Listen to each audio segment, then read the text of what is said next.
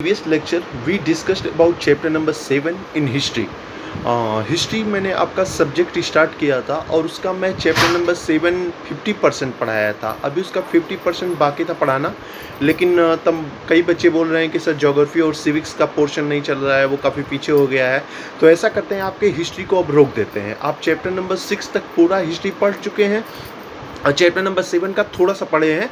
तो मैं जब नेक्स्ट वीडियो में हिस्ट्री का बनाऊंगा तो मैं आपका चैप्टर नंबर 7 एकदम स्टार्टिंग से स्टार्ट करूंगा. क्लियर? तो आपके चैप्टर नंबर 6 तक आपकी हिस्ट्री को रोक देते हैं. क्लियर? और आपका स्टार्ट करते हैं ज्योग्राफी. ज्योग्राफी भी आप 1-2 चैप्टर पढ़ लीजिए, फिर आप सिविक्स भी 1-2 चैप्टर पढ़ लीजिए, क्योंकि आपके एग्ज़ाम ऑनलाइन होने वाले हैं और वो एग्ज़ाम बहुत ही जल्द होने वाले हैं. इसलिए आपके जो पोर्शन बनाया जा रहा है उसमें हिस्ट्री ज्योग्राफी दोनों का पोर्शन बनाया जाएगा, दोनों के क्वेश्चंस आएंगे. इसलिए आज आपका ज्योग्राफी स्टार्ट करते हैं. क्लियर? तो आज आपका ज्योग्राफी का चैप्टर नंबर 1 डिस्कस करेंगे.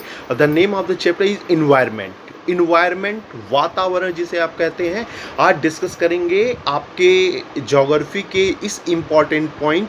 और अगर आज के व्यू में देखा जाए तो निश्चित तौर पर केवल इंडिया ही नहीं बल्कि पूरे वर्ल्ड के लिए इन्वायरमेंट कितना इम्पॉर्टेंट है, आज उसको चीज़ों को आप देख रहे हैं. इन्वायरमेंट के लिए पूरे वर्ल्ड की सबसे बड़ा जो ऑर्गेनाइजेशन है वो है IUFCCC. क्लियर? यही इन्वायरमेंट को लेकर कई सारे बातें बताता है कि इन्वायरमेंट को नुकसान पहुंच रहा है, इन्वायरमेंट में क्या होता है क्या नहीं. आप देखते भी हैं इन्वायरमेंट को लेकर हमेशा पर ईयर वर्ल्ड का एक बैठक होता है, जिसे आप कोप बोलते हैं, COPE कोप बोलते हैं ना. वो बैठक होती है इन्वायरमेंट से रिलेटेड. उसमें IUFCCC का वो रिपोर्ट रखा जाता है, जिसमें IUFCC बताता है इन्वायरमेंट को किस प्रकार नुकसान पहुंच रहा है, इन्वायरमेंट कैसे बेहतर होगा. इसको लेकर ये केवल इंडिया का वरी नहीं है, केवल इंडिया की ये चिंता नहीं है, बल्कि ये पूरे विश्व परेशान है. क्योंकि दिनों दिन जैसे समय बढ़ रहा है, पॉपुलेशन बढ़ रहा है, लोगों की ज़रूरतें बढ़ रही हैं, उसी तरह उसी स्पीड में इन्वायरमेंट को नुकसान पहुंचाया जा रहा है. इन्वायरमेंट को बहुत ही पोल्यूट किया जा रहा है और इसका फ़र्क, इसका इफेक्ट सीधे ह्यूमंस लाइफ पर देखी जाएगी. और देख रहे हैं आप धीरे धीरे जो डेथ रेट है या फिर जो भी रेट है वो धीरे धीरे बढ़ती मतलब रेट उनका कम होता जा रहा है. मतलब जो एज है, जैसे पहले 65 ईयर्स में मरते थे, अब 64 हो गया, अब 60 हो गया, ऐसे धीरे धीरे कम होता जा रहा है. डेथ रेट बढ़ता जा रहा है काफ़ी. तो बड़ा ये इन्वायरमेंट ह्यूमंस लाइफ पे बहुत बड़ा इफेक्ट डाल रहा है.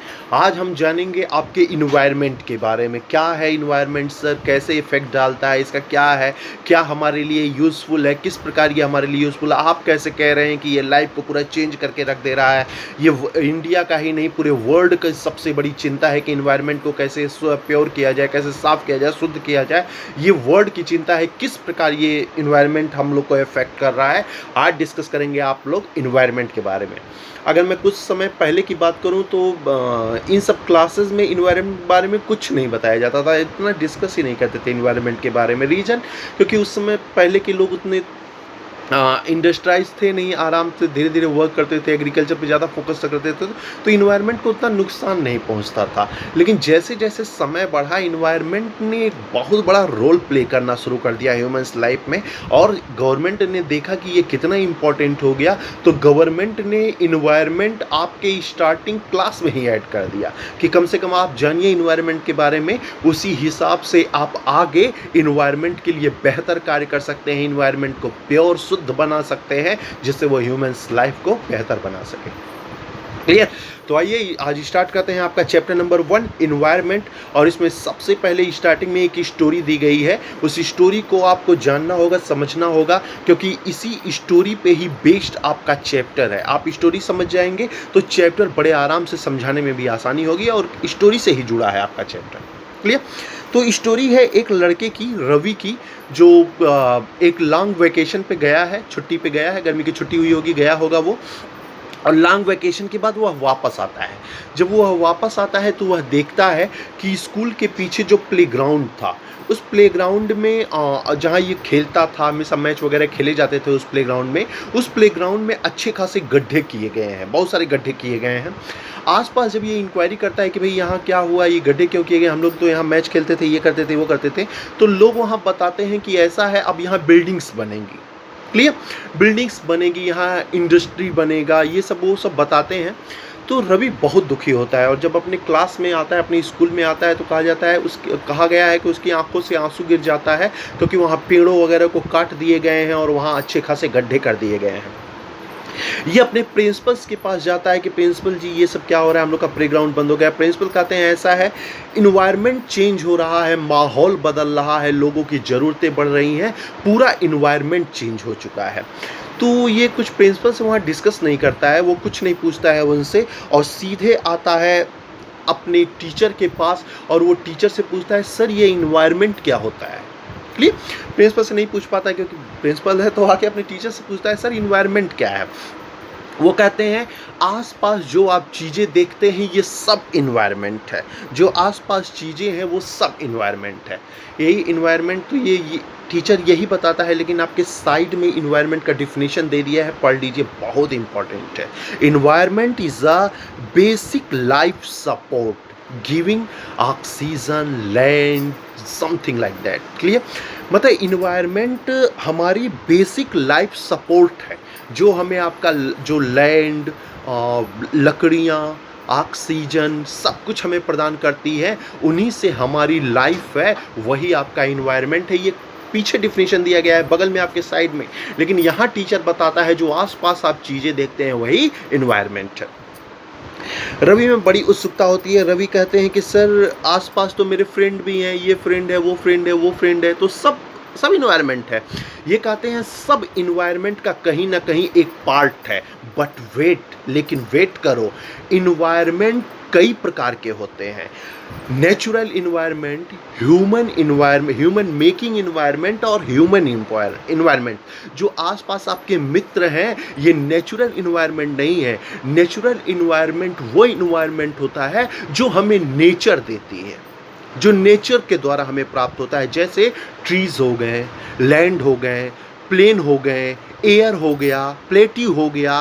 तो जो हमें नेचर देता है वही होता है नेचुरल इन्वायरमेंट। जो हमें ह्यूमन देता है वो होता है ह्यूमन इन्वायरमेंट, जैसे चेयर, ह्यूमन मेकिंग इन्वायरमेंट, जैसे चेयर हो गया, टेबल हो गया, फर्नीचर हो गया, ये क्या है? Human making environment. इन्वायरमेंट सब है, जो आसपास आप चीज़ें देखते हैं ये सब इन्वायरमेंट है। लेकिन इन्वायरमेंट के भी 3 पार्ट किए गए हैं, नेचुरल, ह्यूमन मेकिंग और human. Clear? Sir human making और ह्यूमन तो सेम जैसा लग रहा है। नहीं, बिल्कुल सेम नहीं है। ह्यूमन मेकिंग क्या? जो इंसानों द्वारा बनाई जा रहे हैं वो इन्वायरमेंट, जैसे चेयर फर्नीचर हो गया।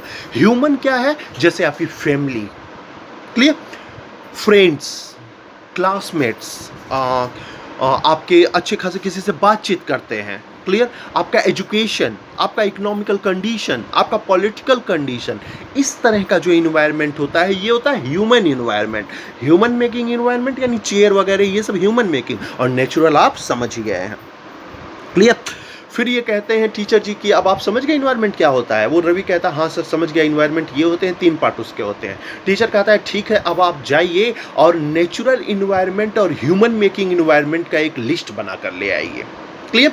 सब बड़े खुश होते हैं कि चलो एक होमवर्क मिला, कुछ किया जाए, इन्वायरमेंट के बारे में लिखा जाए। इतना इन्वायरमेंट हमारे लिए इंपॉर्टेंट है कि यह हमारा लाइफ सपोर्ट सिस्टम है, इतना इंपॉर्टेंट है, हमने कभी जाना ही नहीं। चलो एक लिस्ट बनाते हैं नेचुरल इन्वायरमेंट का और ह्यूमन मेकिंग इन्वायरमेंट का। लिस्ट बनाते हैं मिलकर सभी लोग, रवि, परमजीत, जेस्सी, बहुत सारे लोग होते हैं, सब अपना लिस्ट बनाते हैं। उसी में एक लड़का है इकबाल। क्लियर? वो इकबाल पूछता है, उसको थोड़ा कन्फ्यूजन होता है, वो डाउट में है। वो कहता है सर थोड़ा एक बात बताइए, आखिर इन्वायरमेंट चेंज क्यों हो रहा है? चलिए, इन्वायरमेंट अगर हमारा लाइफ सपोर्ट सिस्टम है तो ये चेंज क्यों हो रहा है भाई? इसे इंसान चेंज क्यों कह रहा है? क्योंकि ये इतना बड़ा इंपॉर्टेंट है हमारे लाइफ के लिए, हमें सब कुछ दे रहा है, लैंड दे रहा है, ऑक्सीजन दे रहा है, सब कुछ गैसेस दे रहे हैं, इसी से हमारी लाइफ चल रही है। तो इन्वायरमेंट चेंज क्यों हो रहा है कि इंसान क्यों इसे बदल रहा है?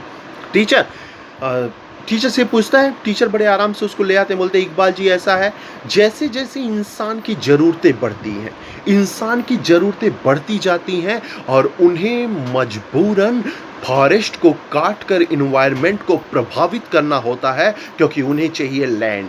देश डेवलपमेंट तभी कर सकता है जब उन्हें मिलेगा लैंड, क्योंकि लैंड पे ही वो कई सारी फैक्ट्रियाँ, कई सारे कंपनीज खोलेंगे और उससे देश का डेवलपमेंट हो पाएगा। ठीक है। ज़रूरत दिनों दिन जैसे समय बढ़ रहा है, पॉपुलेशन बढ़ रहा है, जैसे-जैसे पॉपुलेशन बढ़ रहा है, इन्हें रहने के लिए घर चाहिए, इन्हें खाने के लिए भोजन चाहिए, सब कुछ चाहिए और उसके लिए इन्हें चाहिए लैंड और मजबूरी में या चाहे जो भी कारण हो, इन्हें फॉरेस्ट को साफ़ करना पड़ता है और फॉरेस्ट को साफ़ करना यानी एनवायरनमेंट को प्रभावित करना। ठीक है? इकबाल उनके आंसर से सैटिस्फाई होता है और इकबाल भी अपने होमवर्क को कंप्लीट करने में लग जाता है। क्लियर? एक नीचे पिक्चर बनाया गया है, अच्छा खासा इमेज बनाया गया है। इमेज देखिए, उसमें इन्वायरमेंट के कंपोनेंटों को दिखाया गया है। एक तरफ दिखाया है आपका नेचुरल कंपोनेंट जिसमें ट्रीज, एयर, वाटर, ये सारी चीज़ें बनाई गई हैं। दूसरी तरफ आपका नेचुरल दिखाया गया है, सॉरी ह्यूमन मेड दिखाया गया है। ह्यूमन मेड में आपका चेयर, फर्नीचर, टेबल वगैरह दिखाए गए हैं। थर्ड वन आपका ह्यूमन दिखाया गया है। याद रखिएगा, कभी कभी पूछता है कितने पार्ट हैं इन्वायरमेंट के, तो याद रखिएगा 3 पार्ट बताइएगा, नेचुरल, ह्यूमन मेकिंग और ह्यूमन। क्लियर? ह्यूमन में देखिए आपका फैमिली दिया है, रिलीजन दिया है, फ्रेंड्स दिया है, एजुकेशन दिया है, पॉलिटिकल दिया है, इकोनॉमिकल दिया है, ये सब ह्यूमंस इन्वायरमेंट में आते हैं। कभी कभी एग्जाम्पल पूछता है, right the example of human making environment, right the example of human environment. तो क्वेश्चंस अगर पूछता है तो आप उसका आंसर बड़े आराम से दे सकते हैं। क्लियर? तो सब वर्क में अपने लग जाते हैं और अब शुरू होता है आपके चैप्टर का मेन पार्ट्स। क्लियर? तो इन्वायरमेंट में जो चीज़ें होती हैं ये 2 तरह की होती हैं, एक होती है बायोटिक, एक होती है abiotic. Clear?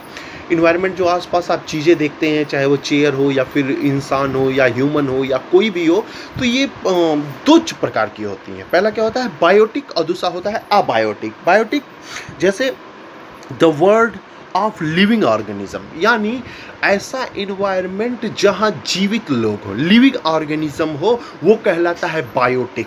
Living organism biotic. सबसे बड़ा एग्जाम्पल इसका है आपका प्लांट, सबसे बड़ा एग्जाम्पल है प्लांट, दूसरा है एनिमल। ये 2 बड़े एग्जाम्पल हैं आपके बायोटिक इन्वायरमेंट के। क्लियर? दूसरी तरफ अबायोटिक क्या होता है? Abiotic means non living organism, जो जिंदा ना हो। उसमें आपका सबसे बड़ा एग्जांपल लैंड भी हो सकता है, रिवर हो सकता है, एयर हो सकता है। क्लियर? तो आपके क्वेश्चन पूछते हैं व्हाट इज बायोटिक, अब व्हाट इज बायोटिक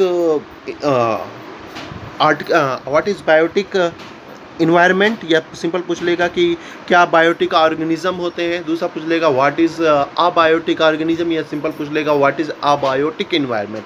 तो आपको ध्यान में रखना होगा बायोटिक क्या होता है, जो जिंदा चीज़ें होती हैं, अबायोटिक क्या होता है, जो निर्जीव चीज़ें होती हैं, यानी नॉन लिविंग थिंग्स। क्लियर? तो आज आप डिस्कस कर रहे थे इन्वायरमेंट के बारे में, जहां आपने पढ़ा रवि की एक स्टोरी आपने सुनी। रवि के स्टोरी के साथ साथ आपने सुना कि किस प्रकार इन्वायरमेंट हमारे लिए इंपॉर्टेंट है, टीचर ने उसे किस प्रकार समझाया।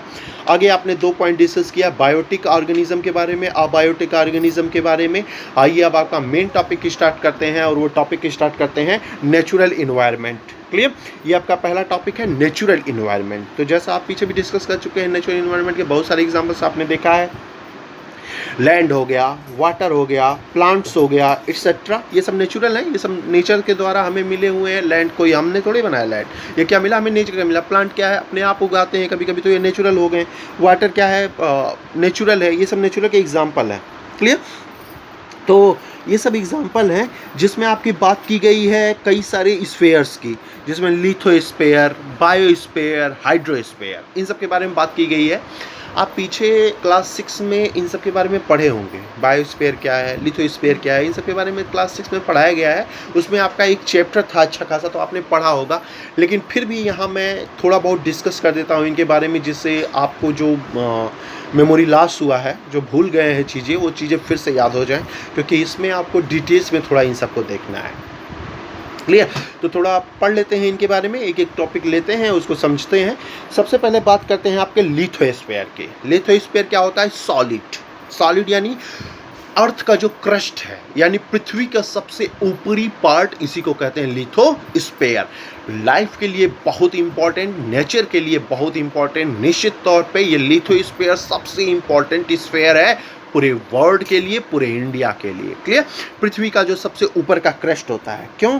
The top layer of earth is called lithosphere. क्यों? क्योंकि यहाँ बहुत सारे स्ट्रक्चर होते हैं।